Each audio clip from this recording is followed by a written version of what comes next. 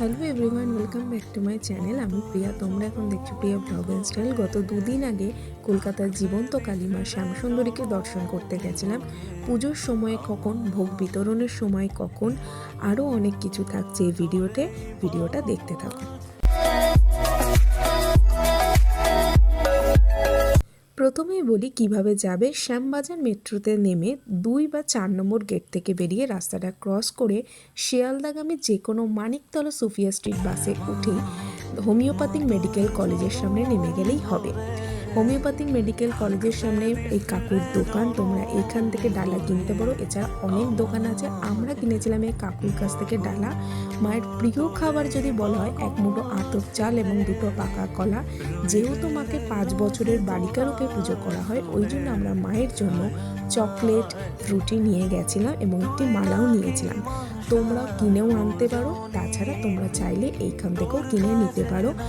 এই দেখো, আমি ডালাখানি কিনে নিয়েছি। পরপর অনেক দোকান আছে। আর এই দেখো মা শ্যামসুন্দরী, যেখানে 5 বছরের বালিকা রূপে, কন্যা রূপে মাকে পুজো করা হয়। আমরা যখন ঢুকেছিলাম পুজোটি অলরেডি শুরু হয়ে গেছিল।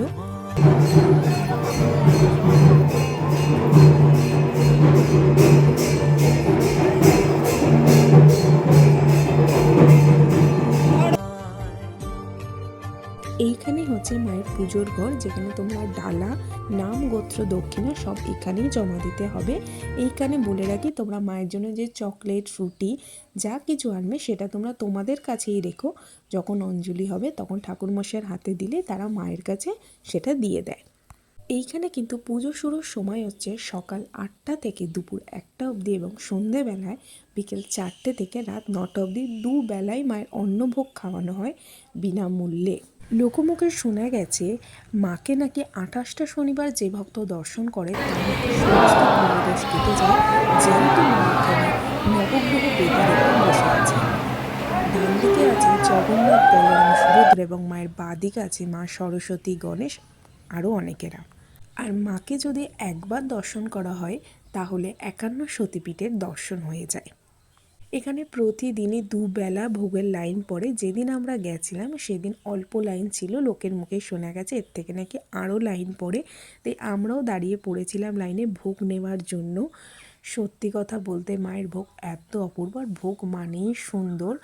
খুব ভালো লেগেছে। এখানে আমরা মায়ের ফুল টিপ সমস্তটা নিয়েছি এবং ভোগের প্রসাদ যেন অমৃত। আমরা এখানে বসে ভোগ গ্রহণের পরে ঠিক মায়ের মন্দিরে ঢোকার উল্টো দিকে কাকিমার দোকান ছিল। এখান থেকে মায়ের একটি আমরা ছবি নিয়েছিলাম, যেটা যতবার দেখছি ততবারই মায়ের কথা মনে পড়ছে। ভিডিওটা আজ এতটুকুই। ভালো লাগলে লাইক করো, কমেন্টস করো, শেয়ার করো। আরও কিছু ইনফরমেশান চাইলে তোমরা আমাকে কমেন্টস করতে পারো, আমি উত্তর দেবো। শেষবার বলি, জয় মা শ্যামসুন্দরী, তোমরা মাকে দর্শন করে এসো।